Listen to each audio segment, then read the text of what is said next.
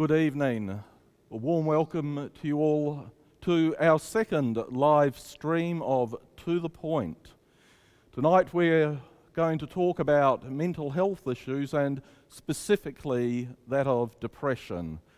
I'm joined by two peers of mine, two fellow Lutheran Church of Australia pastors, Stephen Pietsch, who I went through Australia Lutheran College, or back in the day we called it the seminary, Luther Seminary. So I've known Stephen for quite some time, and actually in my first year there, I think we attended the funeral of Stephen's father.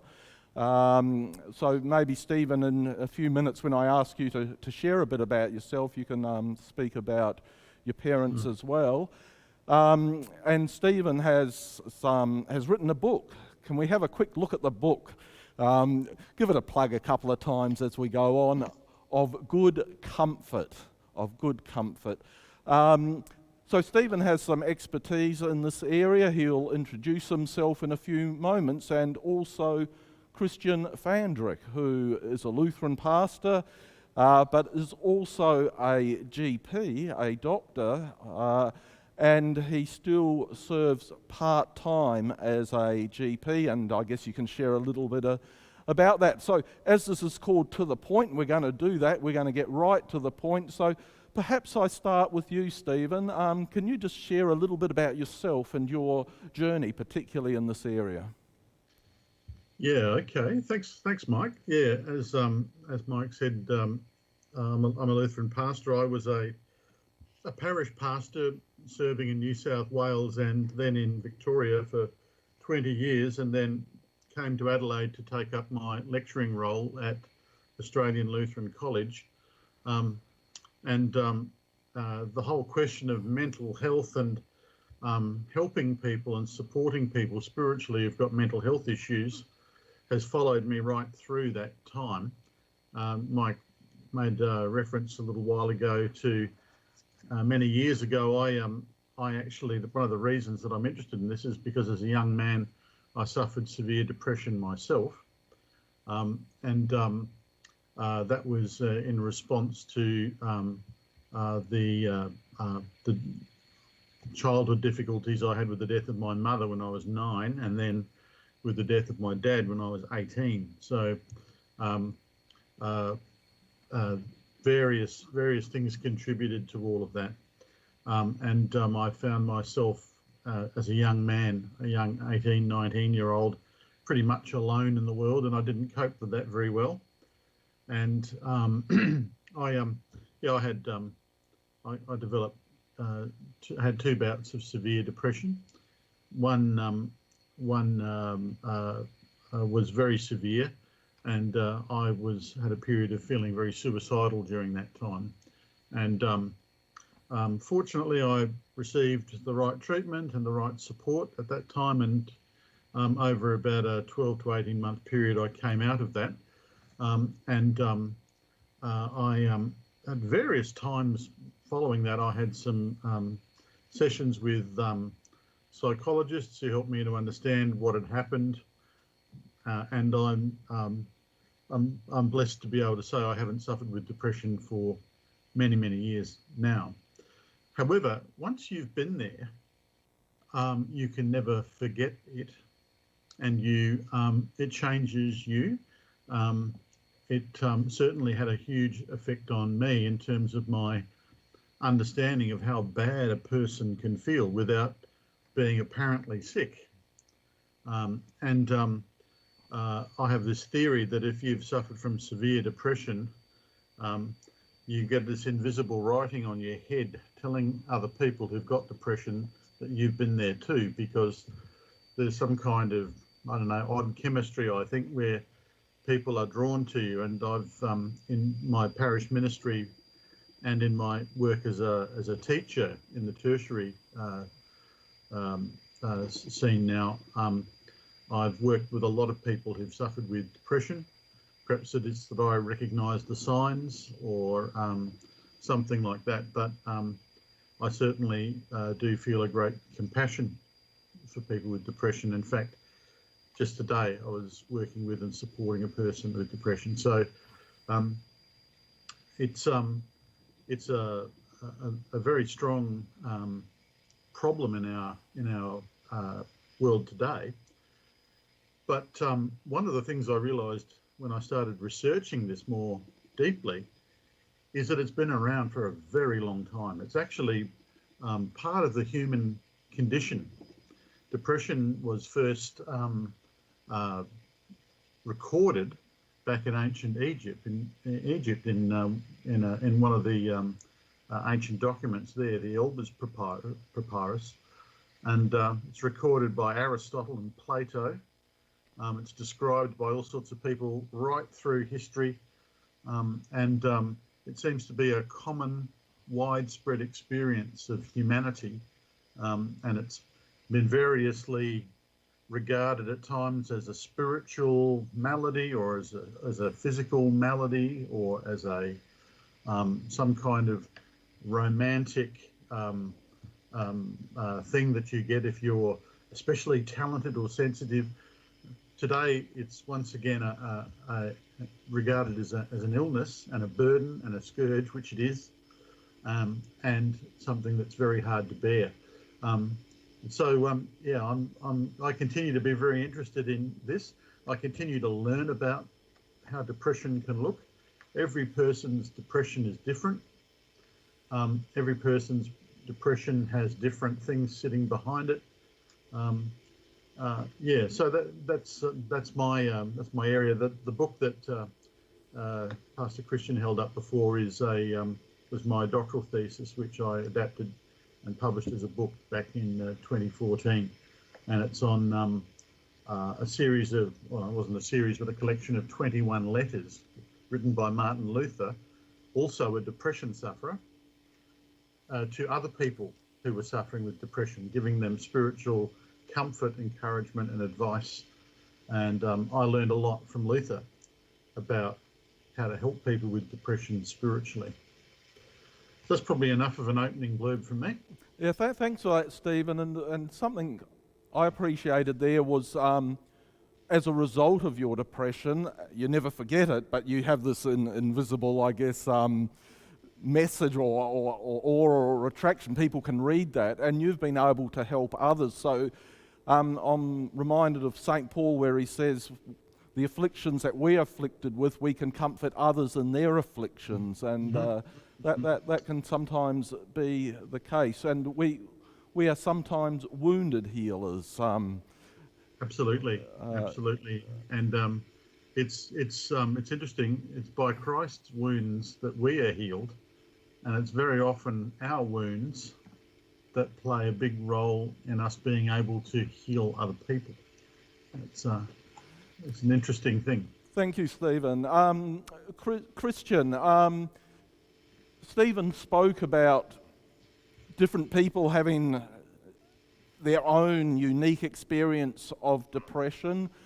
You're a medical doctor. First, tell us a little bit about yourself personally and your journey, but then maybe if you just build on this a little bit, particularly from the point of view of a medical practitioner and our physiology and other factors, just tell us a bit about depression. Give us a little bit of an overview from those perspectives. Okay, thanks very much, Mike. I studied medicine in the early 90s, and in my studies I dabbled with the thought of becoming a pastor. It was a very formative part of my life, doing medicine. It was at that time that I finally revealed more openly and sought and got help for my OCD, which is not unusual. People in their teens, 20s, early 20s, finally finding help. OCD, obsessive compulsive disorder, being one of the mood disorders, anxiety disorders, not exactly the same as depression, but coming under that broad heading of what's called a mood disorder. And they are connected, although distinct. Often people with depression can be quite anxious, and similarly, people with anxiety disorders can become depressed too. And it's still with me. It's part of who I am, although much better controlled. A bit like what Stephen said. You still remember it, and yeah, occasionally you notice other people who you think you can see signs in terms of their behaviour that they might have OCD and be sort of a kindred spirit. So yeah, and during my training in medicine, my undergraduate degree, had a bit of an interest in, I guess, psychiatry in 5th and 6th year. I then went down the track of training in general practice. Probably GPs manage most people with depression. There are psychiatrists who are the medical specialists who are particularly helpful for people with quite severe depression. But interestingly, most people with depression are managed in the general practice setting. So as like any other GP, I've probably seen and managed people with depression who have other medical problems, or that's their main medical problem. And probably the ideal setting in general practice because it fits with the model of care, which is more holistic and long-term continuous care. So yeah, that's a bit of my history. And in terms of depression, yeah, it's got a long history. As Stephen said, historically, it's been well recognised. It's had many different names. Certainly that's been recognised in terms of Western medicine. There's been lots of books and papers written on the history of depression and the view of depression. Probably the big things that's worth mentioning, it's recognised that it is, on the whole, a chronic condition, although people can become acutely unwell and need more help at different times, but it is a chronic, often lifelong condition requiring management rather than cure, people needing help rather than cure. And that's one of the difficult things about managing depression, but it's also helpful in recognising that it is a chronic condition and requiring holistic care. That's fairly well recognised in medicine, that tablets aren't the simple answer or medication, but a holistic approach where there's a place for medication and what we might call the psychological interventions, of which there are many. Probably cognitive behaviour therapy is one of the most common, and there's various other behaviour or therapies offered by primarily psychologists. So they're not medical doctors, but people who help people with mental illnesses not using medication. And the talk, I guess what I say to patients, talk type therapy. But it's more than talk, but also talk is important. And then just the general management of people's overall health. Depression affects people's general health, and we might talk about in some of the questions that have been submitted, the importance of whole person care, exercise, eating well, helping people to function, so that people aren't just seen as being depressed, but people with depression, but who are whole beings. So yeah, I guess that's my summary of from the medical point of view. And probably just to lead off, one question that was, or issue is, what causes depression? It's Many factors are involved. A bit of genetics, obviously experience of growing up, experiences in the womb, experience in childhood. Probably a big one is exposure to drugs, medications, but so-called recreational drugs, life experiences, and so on. But there's no one simple answer. Many factors are involved. And it's more than just what causes it, but what exacerbates depression, what makes it difficult to function. But there's not one simple answer. Yeah, absolutely. Just very briefly to show that you also have a kindred spirit here. I don't think too many people get through life without experiencing something in the mental health area, and about 20 years ago I had a cluster of very severe panic attacks, and it's the closest thing to hell on earth that I've ever experienced. And looking back then through that lens, I realised I probably have a little bit of a propensity to anxiety disorder, and that made me more aware of it. I had some immediate medication, but then really rest up for about 8 weeks to get fully functional again. But ever since then, I've learnt to read the signs and learnt where to back off. And I think gets into the management that we'll probably look at it as we go along and proceed, and also simple things like breathing and so forth. But I think what we'll do is we'll jump into some of these questions. We've had at least nine questions. A couple I've added and put together. But we'll look at the question, how do you recognize depression and what do you do about it? Especially now when you might not be so keen to walk into a doctor's surgery. Actually, a lot of doctors I notice are doing online calls and consultations. But again, how do you recognize depression? What do you do about it? Thoughts? Maybe we'll start with you on this one, Christian.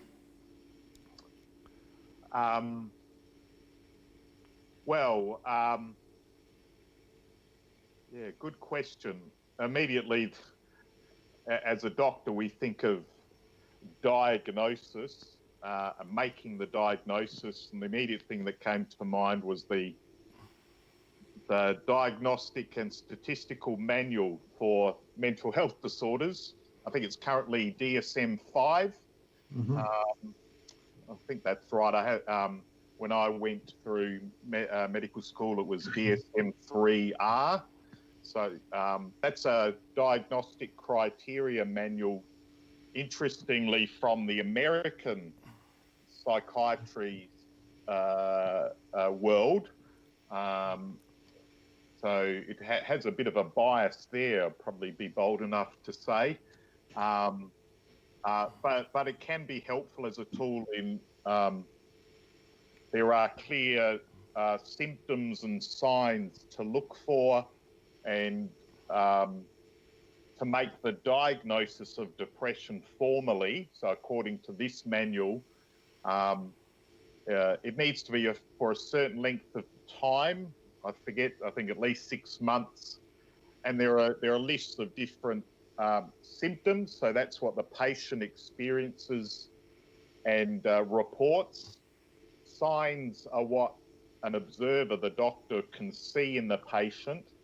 And if all those criteria are ticked and everything else is excluded, often the doctor needs to make sure it's nothing medical, as it were, then a diagnosis is made. So that's jumping ahead of how the diagnosis of depression is made. It's, I guess it's more than just feeling low or down or blue. That's putting it very simply. But from a medical point of view, there are tools that are used by doctors and psychologists, psychiatrists to make the diagnosis. which is helpful to make sure you make the right diagnosis, that it is not likely to be some other disorder. But from the person's point of view, I guess if the question comes up, that's an immediate sign that it's worth asking. And often people come into the doctor saying, I think I'm depressed, or I think I might be depressed, or I think I might have this. So it's this sense, I guess, of disease or that something's not right. But typically, I guess, for depression, a significant period of time of low mood, feeling very down, bleak, not feeling hopeful. And I guess particularly of concern would be what has changed. Maybe you had interests in your work or a hobby and you've lost interest in those areas. Then other things might come into play, more physical symptoms like not sleeping well. Sleep is disrupted. Probably a typical sleep disorder is waking up very early and not being able to get back to sleep, although it can vary.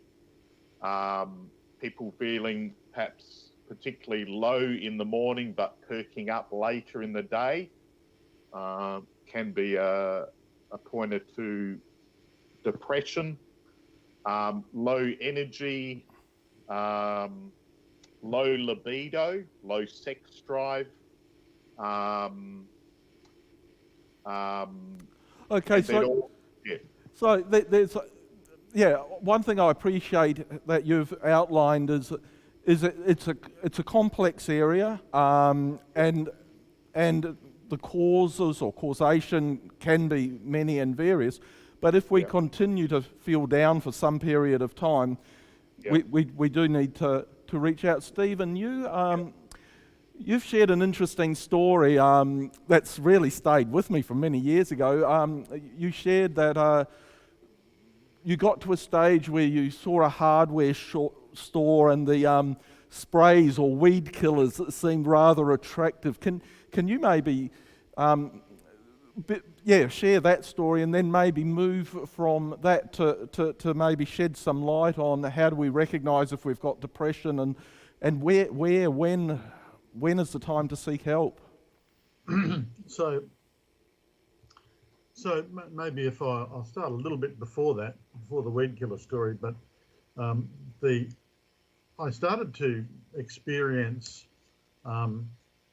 some feelings like fear, being a pretty rational being, I started to look around in my life for what could be causing this feeling of fear, feeling down, feeling hopeless, feeling heavy. And I thought, what's wrong? Is there something wrong here? Why am I feeling like this? And I couldn't really see an immediate cause for it. This was in the sort of about 12 months after the death of my father. And I didn't attach it to that. I thought, I've gotten over that. And I just picked myself up and kept going. It turned out to be part of the problem. You're looking around for some cause for why you feel the way you do, but you don't really see one. And I started to feel very down in the morning. I would sort of rally a bit during the day, and then about 4 o'clock in the afternoon, it was like this cloud descended on me. And I remember one afternoon I rode my motorbike into the hardware store, and I don't really know, and I remember at the time not realising that I'd really done it. I found myself inside the hardware store, and I knew where the weed killers were because I'd bought weed killer before. And I looked around and I thought that would be a great way to end this suffering. And interestingly, I didn't buy the weed killer because one of the store assistants walked up to me and said, "Can I help you with something, sir?" And I said, no, you can't. And I walked away. But yeah, I mean, I had other moments of what we call suicidal ideation, trying to think of ways I could do it. And this is not uncommon. And suicide and depression are pretty good friends. Many, no, not all people who commit suicide, depression is very often part of the picture. At that time, it was around about that time I realised, wait a minute, there's something, I need some kind of help. I don't know what kind of help I need.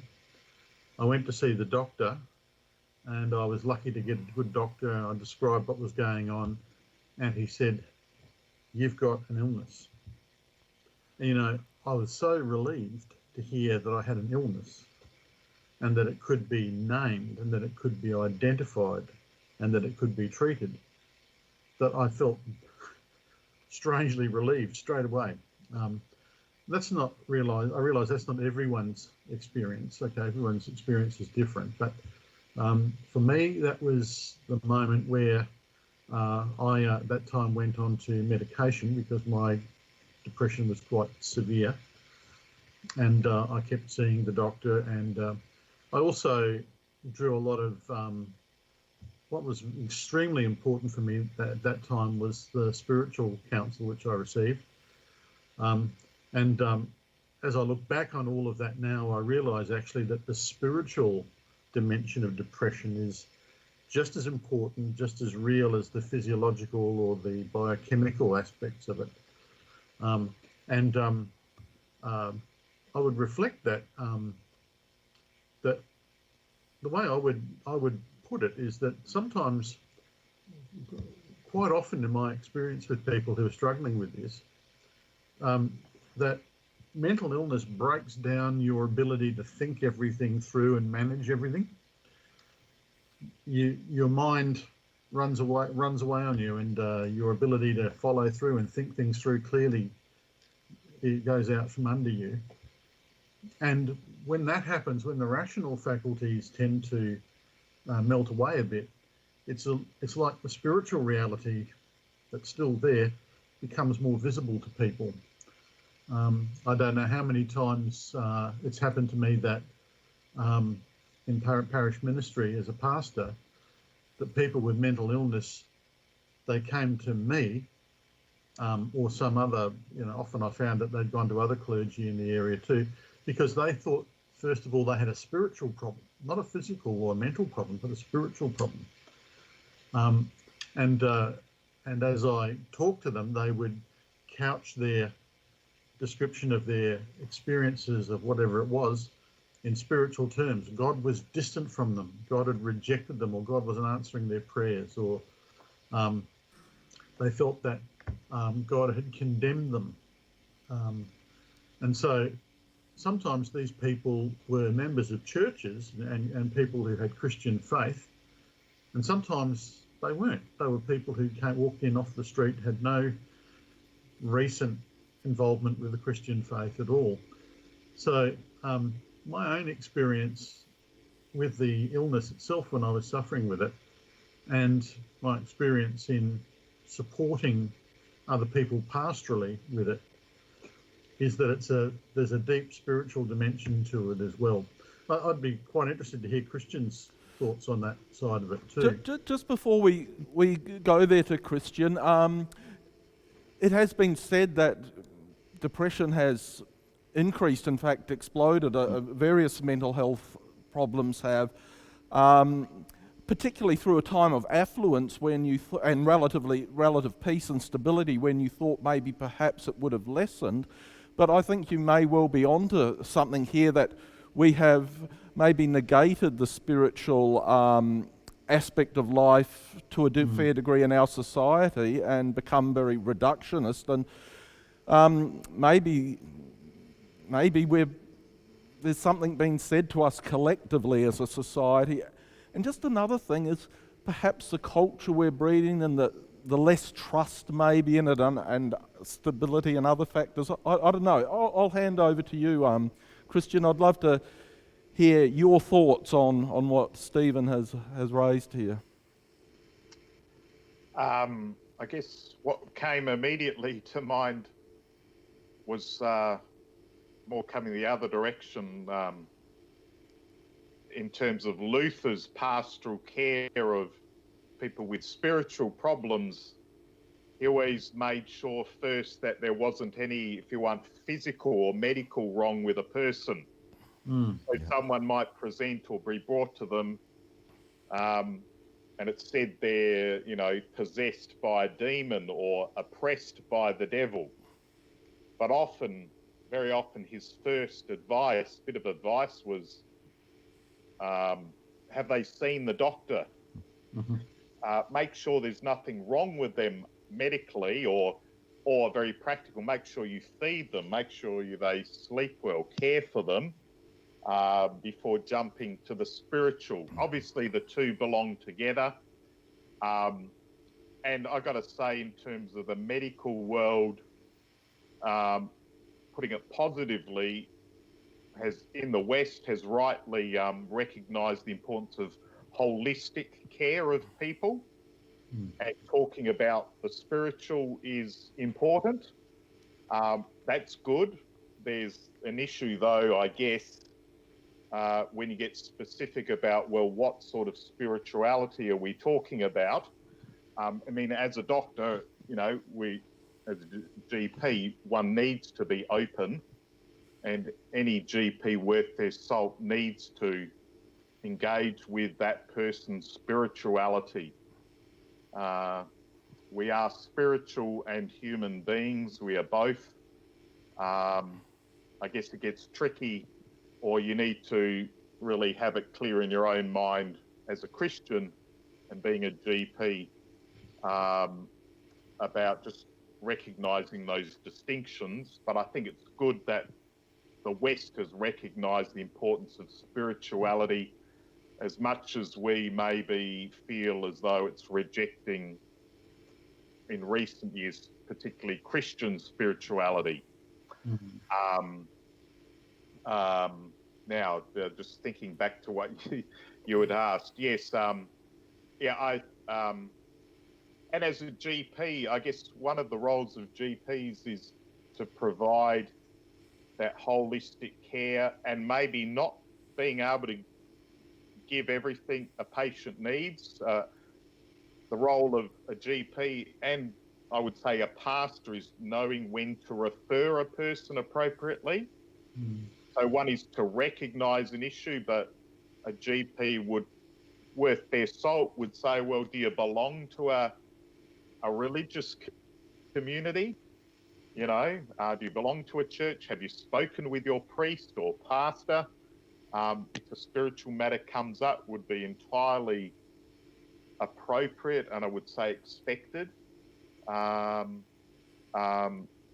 acknowledge that person's, the spiritual realm, and to learn something about it, and to appropriately refer,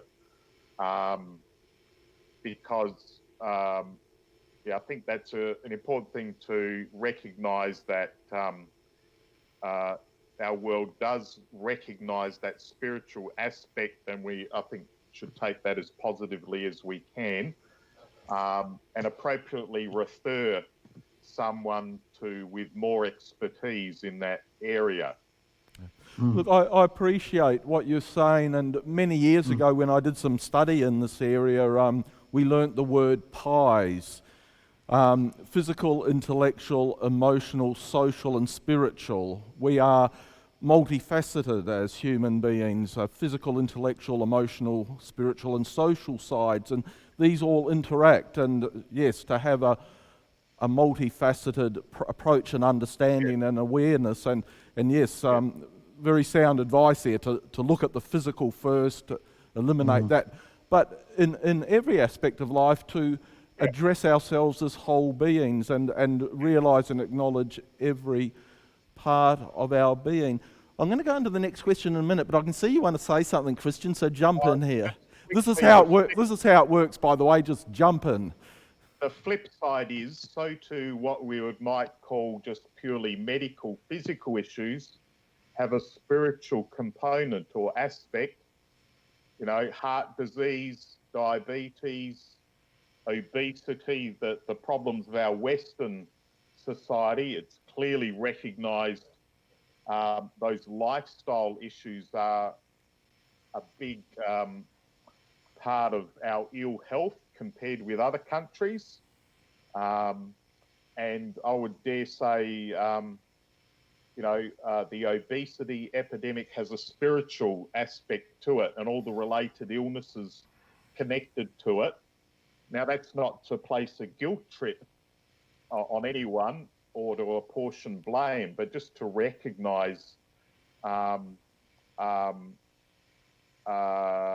we often, sadly, mental health issues has always been connected with a spiritual malady by some, but I don't think we should forget that our very Western emerging illnesses that I mentioned have just as much a spiritual component as well, and reflect a hole that people are trying to fill, whether it be through eating or certain pleasures, and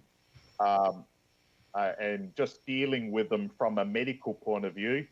You know, exercise more, lose weight, take this drug. There's just dealing with things on the surface. It's worth exploring, if anyone dares, what's behind all of that. Well, this segues beautifully, I think, into the next question.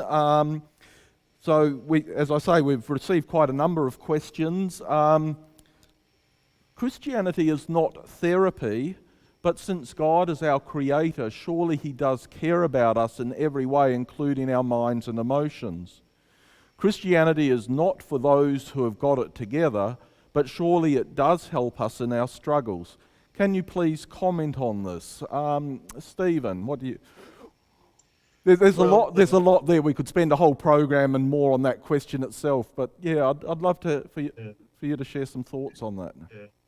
Just before I do, I just wanted to say thank you to Christian for that, for what you said before about eliminating the medical things, and that was very good and needed to be said.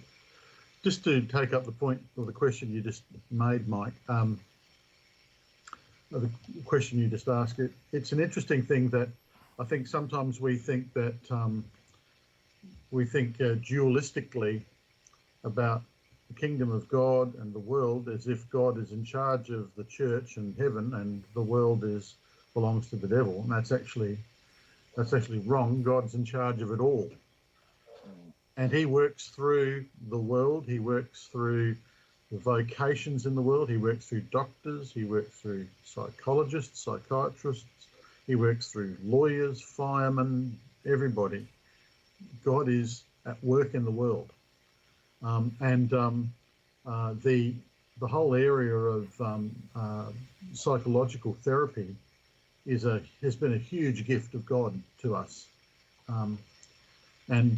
it's an incredibly helpful thing, particularly in the area of depression. We now have forms of therapy which have a very good track record, and most people who get some kind of psychological therapy for their anxiety or depression, just to take two examples, are greatly helped to recover and learn how to manage and get through their mental illness. It's an interesting thing that the whole thing of counselling theories, counselling approaches, even psychological therapy techniques like cognitive behavioural therapy, which Christian mentioned before. Some of these things can be appropriated and used as tools, as very powerful and helpful tools in the area of giving spiritual care to people. But this is not an area to dabble in as an amateur. This is something where people need training. But Yeah, there have been a number of wonderful interventions in the psychological area that are real gifts of God to people. And I've seen many people struggling with mental illness issues who have benefited greatly from them. Just one thing about all of this is that no picture is ever just one colour. And part of the issues that we sometimes have in the church is that a lot of scientific, psychological, even medical science can sometimes, in some cases, come along with a fair bit of what I would call ideological freight loaded in with it. So it has certain assumptions behind it, and so sometimes those assumptions are not all that helpful. Some people in the psychological therapeutic world, for instance, would traditionally, in the more traditional forms of it, would have seen Christian faith as a mental illness almost in itself, a delusional thing. We've moved beyond that largely, although there are still some branches of psychological science which approach any kind of religious questions very, very cynically and skeptically. The other problem that we sometimes have is that some forms of psychology, not all, some, have a very humanistic ideology behind them, where human being is and the self is at the centre of everything, and you need to forgive yourself, you need to love yourself, and that's the secret to your wellness as a whole person, is that you have to love yourself. It's self-therapy, self-forgiveness, self-actualization, and this all came from a certain school in psychological science. So, yeah, by and large, we are very, very lucky in Australia. We have excellent psychologists who are well qualified, and we have excellent doctors who are well qualified and who are well trained to be open to people and not to judge people and not to place ideological frameworks on them that are inappropriate. So it's never one picture, but overall, I would say psychological therapy, as it's available to us in Australia, is overall a very good thing indeed, and a great gift of God. With my cluster of panic attacks, when my anxiety disorder really surfaced there, I did speak to a psychiatrist. I read an excellent book which I found really helpful at the time, but I also learned I had to let go of some things, and for me, the real presence of Christ, His promises in the Word, His peace, even though I had lost some of that through my panic attacks, and ultimately the hope that somehow there's a future for me because of this God and His truthfulness. While I still had to manage and have to manage things, and in raising our son with Asperger's syndrome and the challenges it presented for him and for us as a family, I just had this conviction that somehow things would work out, that I believe it was God-given. Yes, the therapy, the medication for a period of time was all excellent, but there were resources that I uniquely got from my faith. Christian, I'll throw it over to you. Got any thoughts here? I don't know if I thought this up. I think I heard it from someone else, but sometimes people go to their doctor and see the doctor about things they should see their priest about. And sometimes people go to their priest or pastor about things, then the priest goes, I think you need to go see a doctor. It's interesting that they often overlap when these two vocations, but they work in very different ways. I guess, superficially, a stereotype or image of Western psychology is that totally negates the biblical teaching of sin and guilt. Although I think it's important for us maybe to broaden our biblical, or to receive the biblical view of what sin is, and it's not just all about guilt as such. It's a bit broader, I think. Yes, it also includes the things done to us. Yes, not just the sin we commit, and certainly from what I understand, the experience of people who are hurt can have that feeling of guilt, or certainly shame, or being dirtied. And the last thing you want to tell someone is, well, you did nothing wrong, therefore it's a misplaced feeling. But as Stephen says, I'll use the phrase again, any psychologist, psychiatrist or carer worth their salt cannot dismiss that and needs to acknowledge it. And I certainly think psychiatrists do appreciate, many of them do, or if they knew, would appreciate the service of the church doing it wisely, of being able to hear a person's confession and absolving them.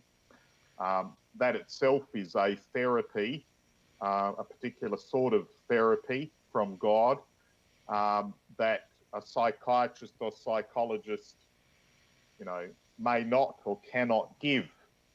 And I think many in that field do recognise, particularly Christians in that area, but not exclusively, the importance of what I said before, recognising the spiritual, and for Christians, and we would say for all people, addressing that issue of sin and guilt and shame, and as Christians seeing it's important for us to be bold and certainly offer and make known that gift of forgiveness that removes the burden, the weight of guilt that sin does weigh us down with. Yeah. We'll no doubt touch on some of these things further as we continue, but let's keep going. Here's another one of our questions. My life seems to be ruled by feelings. For example, when I feel down, I don't want to do my jobs and I can only think negative thoughts. It gets to be a vicious cycle of negative feelings, behaviour and thoughts. What should a Christian's attitude be towards his or her feelings and emotions? Should they try to curb them somehow? So, thoughts, feelings, having difficulty with doing jobs, and then the spiralling. Stephen, what are your reactions? It's interesting that question, I was looking at that this afternoon, and what it describes there is this vicious circle. And this is a very common struggle, not just for people with depression, but people with other problems in life too, is that what gets set up in their life is this kind of negative pattern. So what happens is that negative feelings feed negative thoughts, feed negative actions, feed negative feelings, feed negative thoughts, and it's like, it's like a windstorm. It just keeps going round and round. And the person develops a habit, a subconscious habit of getting into this thing. And it's a very common thing with depression that people get into this kind of negative pattern of thinking, feeling and doing, which all reinforces itself. This is one of the things which psychologists can help with. And we've talked before about cognitive behavioural therapy. What cognitive behavioural therapy does is that the psychologist sticks a spoke in that wheel. They intervene in that someplace in that cycle by challenging the negative thoughts. Often, that's what cognitive behavioural therapy is. Challenge people's thinking. Say, wait a minute, why are you thinking that? Why, that's false, that's not helpful. Let's examine it, let's look at what's going on there. And then over time, as the person's cycle of feeling, thinking and doing is changed to something more positive, the person can move beyond that cycle, that negative, what we call a schema. Psychologists are specially equipped with tools and techniques to help people do that. And so that's a classic pattern for people with depression. It's very common with people with depression. Yeah, and it's an interesting thing. This person says, well, perhaps it's my feelings that are the big problem here. Do I need to curb them? Well, your feelings are part of you.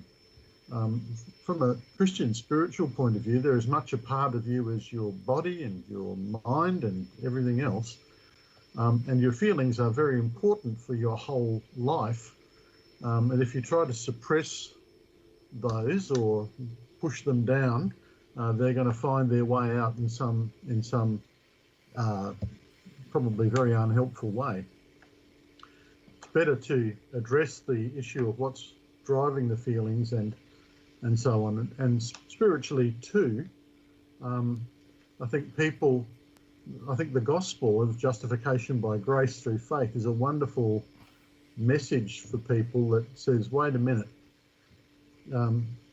you do not have to solve your own problems. You don't have to do it all yourself. In fact, the biggest issues you have, God's already intervened in your life through his son, Jesus Christ. And here is what he has done for you. I think that can be a very valuable, powerful way in which the gospel works in people's lives.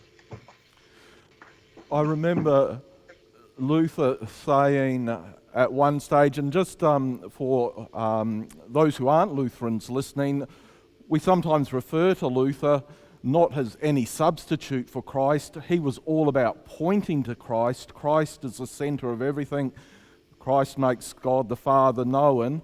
But he wrote so prolifically and drew on the church tradition and particularly the scriptures and gave us so many insights. So him and the other reformers, there's a lot to draw on. But I remember once he was saying that he had been depressed and had been in a lot of conflict and was feeling very depleted.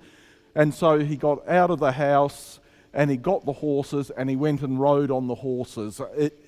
Sometimes a diversion and backing off a little bit can have its place. Thank you for those insights, Stephen. Maybe if you take those and the thoughts I have, Christian, and perhaps build on them or take them in your own direction. A useful image Luther gives, or description that Harry Wendt in his Divine Drama material uses the problem of the person, the sinner, is they are curved in on themselves. And Harry Wendt in his Divine Drama Bible study material, I think helpfully uses the picture of a circle of people. They are focused in on themselves, and God has to intervene. The nature of God is always looking outside of himself. He's in right relationship with himself, Father, Son, and Holy Spirit, and he is interested in creating and serving and giving. And as Stephen said, he intervenes, he steps out of himself and intervenes in our vicious circle of being totally immersed in ourself, not to destroy us, but to really make himself known to us so that we can know him and I guess ourselves in relationship with him. So a theological picture here of part of our problem is being, obsessed with ourselves or curved in, but God in his grace intervenes. And I like that picture that Stephen mentioned, God puts a spoke or in the wheel. He intervenes, he changes, And certainly, yes, I can remember seeing one mechanism for helping someone with panic disorder and agoraphobia. They're advised to put a rubber band around their wrist, and whenever they started feeling a panic attack coming on, the psychologist suggested they snap the rubber band. So they needed to recognize they were entering a panic attack, and the rubber band would, give a little bit of a pain on the wrist, and it would help break the cycle of negative thought, negative feeling, negative action, or unhelpful thought, panic, which builds on panic, which creates the response of freaking out or withdrawing and avoiding. And what Luther said is right. Yeah, you're stuck in your house, as many people are at the moment. And if you've got the privilege and you've got the opportunity, is to get out of the house. Get out of the house early in the morning, smell the fresh air, feel the cool breeze, feel the rain. If you got rain falling on you, be exposed to the elements, to something outside of yourself. And certainly that's what psychologists, one of their suggestions is to, even for, depressed people, even if you don't feel like it, just do it. You don't feel like getting up in the morning, but go outside and act being outside, and over time the feeling will follow that. You make so many excellent points here, you both have been all night. But absolutely to train your mind, particularly with panic. We think our health is going to cave in on us, and then our mind feeds that. But also with social media today, the fact that we're so often glued to our devices, the news, to all these things, to get out the fresh air, God's creation, to have some balance. Stephen, do you want to take that a little bit further? Yeah, Luther draws on a lot of very common sense wisdom in his stuff about this, in his letters to people. He says to people, look, go out and talk to your friends. He says to one guy, go out and have a beer, right? Talk to the barmaid behind the counter. Talk to anybody. Find somebody to talk to who can bring you something from outside yourself, and I think that's an incredibly important thing. Luther also talks about the importance of enjoying the simple pleasures of life. Enjoying the whole thing of being mindful as you eat your food, mindful of the gifts that people bring into your life, your family, your children, being mindful of the opportunities that you have to laugh. And one of Luther's great depression breakers was to laugh, to crack a joke often at his own expense, or very often at somebody else's expense too. And he would laugh. And humour was an incredibly important thing. I often think this is one of the great things that you find in the stories about Australians who have gone through lots of different sort of difficult things, is we have this opportunity, or this ability, to laugh, or to make a joke, which breaks the self-focus and the sense that we're at the centre of everything, and then if we're not right, then the whole world is going to fall apart. Well, that's actually, I think, that bigger, broader experience of life. The trouble is, with depressed people, their instinct is to draw back in, and they need help to come out. Person I was dealing with today about this, like a lot of people, they find it very hard to go outside or to have the energy even to think of getting dressed and going somewhere. And so I think people with depression often need just some very practical help to do some simple things that will change the circumstances, allow that world outside there to get in here and change the mood a little bit. And there's another kind of therapy which has been developed. It's called behavioural activation therapy, where it intervenes in this cycle, but not, instead of intervening at the thought side of it, it intervenes in the action side of it. And so they help people and assist people and support people to do something, to move outside themselves or outside their pain, to do activities like some gardening, a walk, a short, simple exercise routine, preparing breakfast, something which actually just simply breaks into that whole what I call the sort of plastic wrapper that people get caught inside of. So sometimes, spiritual help, is simple, practical things that will help people enjoy, live, move beyond themselves. And we heard a bit about the feelings before too, and you said feelings are a part of us, we own them, and we can also vent them. In the Psalms, in the middle of the Bible, is people crying out to God and then coming through their many battles, acknowledging them, then coming gradually or quickly, it can be very, to a renewed confidence in God and growing through it. I think of many Christians look back through some of their mental health crises. We're not the same afterwards, but there are things that we could only learn and become the people we are having gone through them. It's great to learn things and study things, but walking the journey adds dimensions.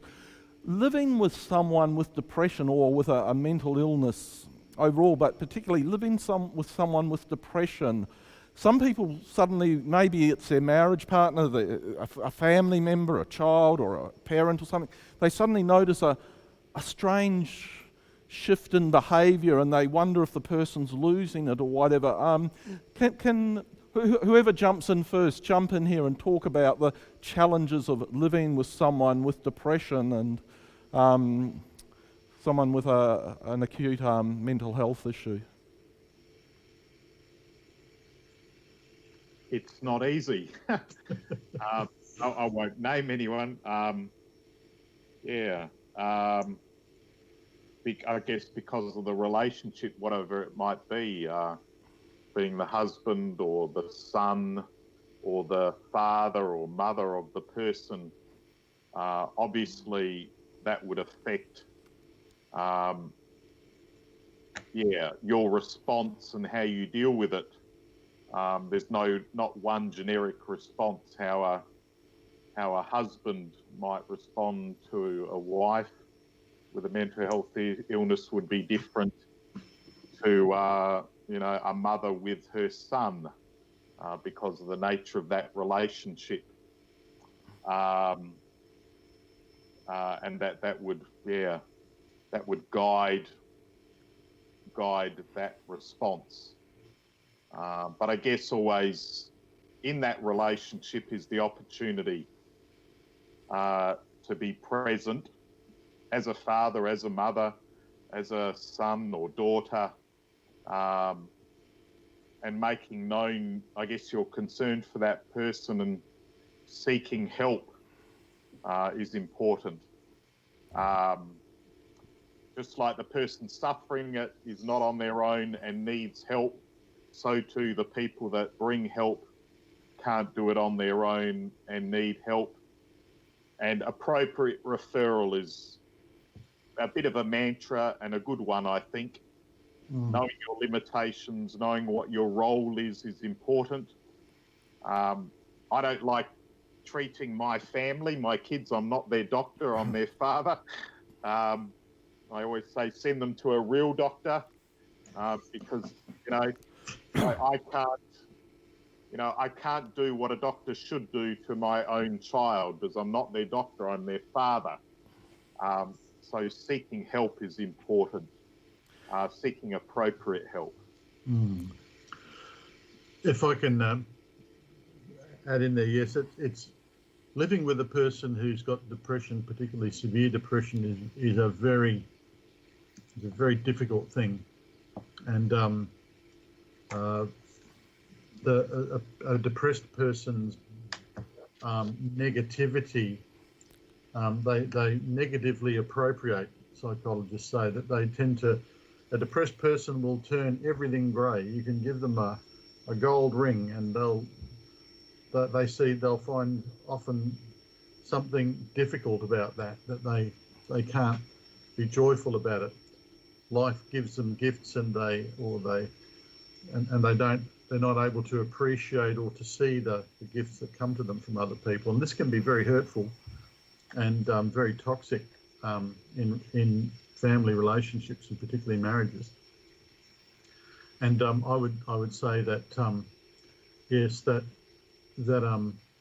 this whole thing of the spouse or the child or the family in general, having them be in a place where they understand what's going on and understand why their family member is like this, gives them a way to think about the issues and to relate to the issues, which is less depersonalizing and less alienating for them. Yeah, and the other thing, just from pastoral experience, I would say is that people who are living with and supporting a depressed person need a lot of support themselves, and so finding the right people to be around them is extremely important, so that they can have encouragement, strength, and so that then they're not completely depleted by the whole experience. A fellow... It's just on that's worth just noting, the person, you gave that picture of the wounded healer, and often healers are wounded in their healing of a person. Every psychologist, they're required to see a psychologist themselves. So too psychiatrists are to see their own psychiatrist. So too doctors are to have their own doctor and not to treat themselves, because providing help, caring for people does affect the healer, the carer themselves, and they need, as Stephen said, that support too. And an interesting point here too is our ultimate physician. God is a wounded healer, the God of the cross, the God who gives us his body and blood to cleanse us, to renew life in us, to give us eternal life. A fellow Lutheran pastor, you may recognise him as I share the story, you may well not.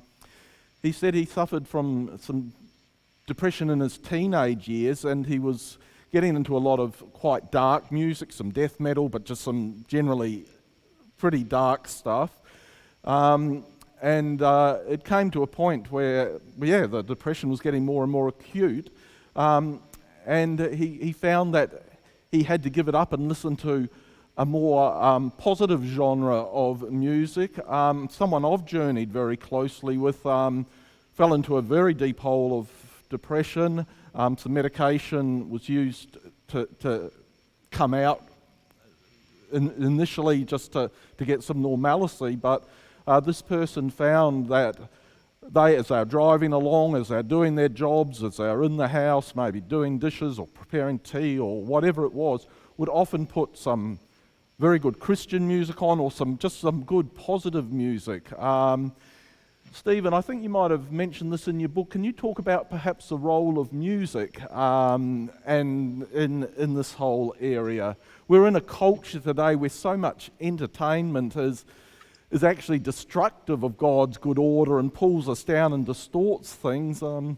I don't think it's all of it is all that healthy. Maybe you've got some thoughts or comments there. Yeah, well, I mean, this is an interesting one. One of my students who graduated recently as a pastor in the church now came out of a music therapy background, and he talked about how often he saw that music helped people who were profoundly depressed.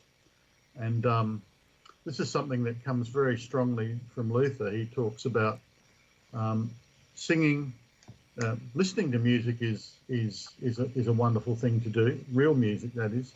But he said that even better than just listening to music, participating in making music, singing, is one of those things that actually sort of speaks to the mind, the body, the soul, the heart, however you want to divide all up the heart. And we know from the neuropsychologists more and more about music's effect on the brain, and about how it lights up parts of the brain that could even have been inactive for a very long time. And so I think music is a very special gift that God gives us, along with things like, our food and drink and humour and laughter and love and entertainment. These are things that God's given us as sources of joy. Music is, Luther calls it, the most innocent of all these pleasures, because it's very hard to use real music in the wrong way, because it's such a beautiful, intrinsically beautiful, powerful thing. Now, Christians should talk about this, because Christian's actually a musician as well as being a pastor and a doctor. And I'm going to say one word before I hand over to you, Christian, and that's Bach. Oh, Bach. Well, interesting. If you want to learn a bit, a book that I read a few years ago by Oliver Sacks. He died a few years ago. He was an American-British neurologist, but who prolifically wrote a book called Musicophilia, Tales of Music and the Brain. And he's got a chapter titled Lamentations, Music, Madness and Melancholia. And just a little snippet from this book where he brings up the power of music to at least acknowledge emotions, but also to help people through it. He speaks of a psychiatrist called Alexander Stein. On the day the World Trade Center collapsed, he watched it crumple and was caught up in the terrified crowds fleeing down the street, not knowing whether his wife was alive or dead. He and his wife were homeless refugees for the next 3 months. During this time, he writes, "My internal world was dominated by a dense and silent pall, as if an entire mode of existence were in an airless vacuum. Music, even the usual internal listening of especially beloved works, had been muted, so you could hear music but couldn't hear it. Paradoxically, life in the auditory or the hearing sphere was in other respects heightened immeasurably, but calibrated so it seemed to a narrow spectrum of sounds. My ears were now attuned more to the roar of fighter jets and the wail of sirens, to my patience, to my wife's breathing at night." And then he says, it was only after several months later that music finally returned as a part of life for me and in me, and the piece he first heard internally was Bach's Goldberg Variations. Yeah. It reminds me of the episode of The Crown, the wonderful series actually on the royals, where in Wales the avalanche of coal came and basically suffocated a whole town and the school, and The Queen sort of delayed going there for a little while, and in the end she went there, and she was amazed. What she heard was happening and what she expected, and it was there. There was the anger amongst all the grief and the hurt and the feeling of betrayal and that. But when the townsfolk gathered together at a burial and they all burst into singing a hymn together, it just wasn't what anyone, including the media, expected. Amongst the hurt, the everything, there was something deep, spiritual, profound, that they were able to express together. And I guess this brings us to the Christian community. And we're separated, but we're still streaming our services. We're together in Christ, in the Word. But there's something about gathering together, about having songs, hymns in common, being able to express ourselves, our word, our deepest things, to vent emotions, but to tap into something deep. And I think in the streaming of our services, we've had some wonderful renditions of some of the great hymns of the church, and people have really appreciated that. I'd appreciate your thoughts on community and coming together after this and coming back to church, but going out into community. The temptation might be, I've learnt more habits in my solitude, and solitude is important, and I think that's something that maybe we've learnt, that maybe we got too busy and too caught up in things. But the other danger, though, is not to come back into community. Community, you've spoken a little bit about this, Stephen, and the need to get out of ourselves, out of our isolation, because depression can, I believe, cause us to want to retreat. But Christian community, other people in general, can you share some further thoughts on that? Yeah, I think that some psychologist friends and other medicos friends of mine have told me that that they've had to deal with a lot of people who've got mental health issues as a result of isolation, and people's depression, if they're predisposed that way, or their anxiety perhaps too, can get worse when you are physically closed in your own space. And I mean, this is just unhealthy. One of the things that bears on this is that some people are by nature overall more extroverted, so they get energy from being with other people. And some people are on the other end of the spectrum. They're more introverted, so they gain energy and refreshment from being alone. I think that I was talking to somebody today, and they were saying, well, look, I'm an introvert. I love being alone usually, but I'm realizing that I'm alone way too much. Even I need community, because we find out who we are in the basis in the church, or as human beings, in the context of community. You know how Jesus says, love your neighbor as you love yourself. Another way to translate that would be, love your neighbor who is like you, who is like yourself. We need to be in community with other people just because of the way we're created. We're created as communal beings, and it's interesting how in this, I mean, we're very blessed to have this technology which allows us to do this kind of thing. But when I do get to have a conversation with my neighbour over the fence, I'm struck with how much better that is than anything you can do online. It's the difference between going to a concert and hearing the sound waves from musical instruments coming to you, and listening to a recording of something. It's just, there's a qualitative difference there. We need to make contact with other human beings. And in the church, it's impossible to be a Christian alone. We're baptized and brought into community through our very baptism into the church, and of course we have this thing called Holy Communion, which is not just communion between me and Jesus on the vertical axis, but which is communion with the other members of the body of Christ. That's part of what sustains us, and that's the part of the communion of saints that we need to belong to and we need to relate to. So it's incredibly important, and it'll be very interesting to see what happens when the COVID crisis lifts a little bit and people can come together for worship again. It'll be interesting to see how they respond and how they find that.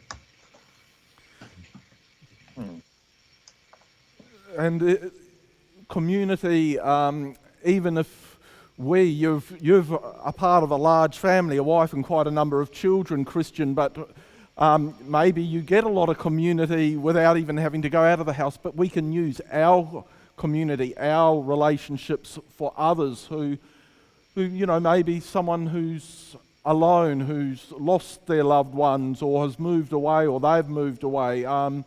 We're a part made up of many parts, or a body made up of many parts. What are your thoughts there? Sure. Well, yeah, on Easter Sunday, we drove as a family, socially or physically distancing appropriately, just driving to a few people in Burrumbuttock, stopping at the front of their house, and we sang Jesus Christ is risen today at a couple of places for those who were at home. And we really enjoyed that too. That was great. Just moving back to what you're talking about, the importance of singing. Paul writes in his letter to the Colossians, and it's worth remembering, he's writing particularly against Gnostic false teaching that sort of disparages or discards the bodily in preference to the spiritual.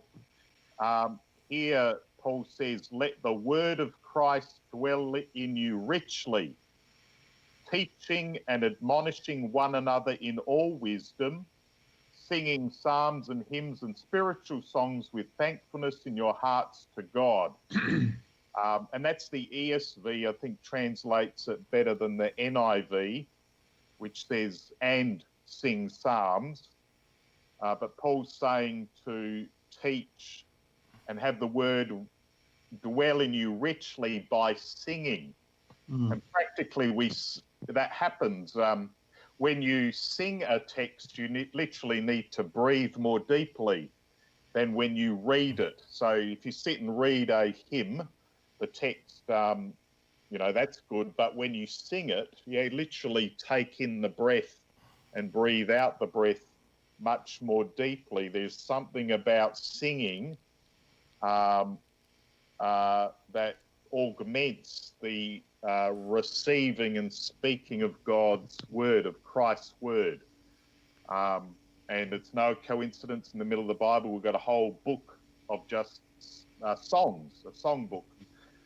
And not only there, but throughout many of Paul's letters, there are little songs there that maybe as the letter was written to and read out in a congregation, they joined in that song as well. Yeah. And I can't help but think, as you were mentioning before, the experience of African Americans during the, slave trade, time of slavery in America, a big response, a key response to that experience was to sing. Was one way of responding to their plight. And singing scripture, singing the Psalms, singing of the promised land. There's something about singing that is so rich and so important, and for us to do that together as well as Christians. You mentioned a Bible passage. There's another one which says something like, whatever is good, whatever is noble, whatever is helpful, whatever builds up, think of these things. So there are many things from modern psychotherapy that can be very helpful and a blessing, as Stephen mentioned earlier, but God has not been without his helps for us and advice and guidance throughout history in the scripture, and there is a congruence between some of the best of psychology and what we read in the scriptures, which shouldn't surprise us. If God is creator, we should be able to often discern what he has written into creation. We're going to have to wrap up here. We haven't specifically addressed every question, but we have generally covered their intent in other things. We're nearly been going an hour and a half. It's gone pretty quickly. But some final words for people suffering with depression, with mental health, who are looking for a word of hope, a word of encouragement, maybe a word of direction, or what are some thoughts that you can leave? I'll start with you, Stephen. I think very much of there's a biblical verse which I often share with people, and it's something that Luther quoted often to people, and he said, it's from John 16, verse 39, I think. He says, "In this world you will have affliction, but be of good comfort. I have overcome the world." So these things that we suffer as in being in the world, Christ has already overcome them for us. And he invites us to share in his life and share in his victory over it by faith, by reading the word, by getting up each day and reclaiming and taking on that baptismal new life. So living daily and consciously in our new life in Christ. An old friend of mine in Melbourne once told me that what she did every morning, all through her adult life, including mornings when she was suffering from cancer and had chemotherapy and was feeling terrible, she'd swing her feet out of bed and put her feet onto the floor, and she would say the Lord's Prayer, and then she would say Luther's morning prayer, and then she would get up out of bed. And it's a simple kind of, sounds like a very instructive kind of thing to say to somebody, but yeah, pray before you get out of bed and start the day, or let Christ start the day with you and for you.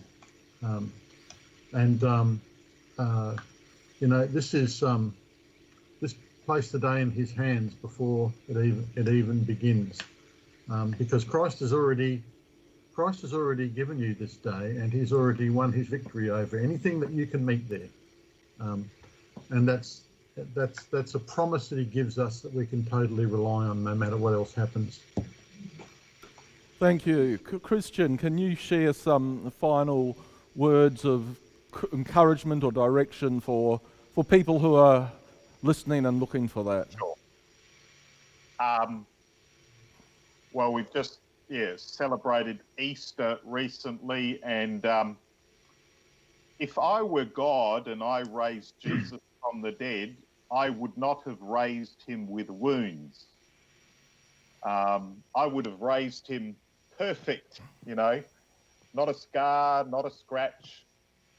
But that's not what he did. He raised his son Jesus from death to life, and strangely, Jesus still had the wounds in his hands, his feet, and his side, but no longer wounds to condemn or to give a guilt trip to his disciples. In fact, when he spoke his peace be with you to his disciples on Easter night, he showed them his hands and his side.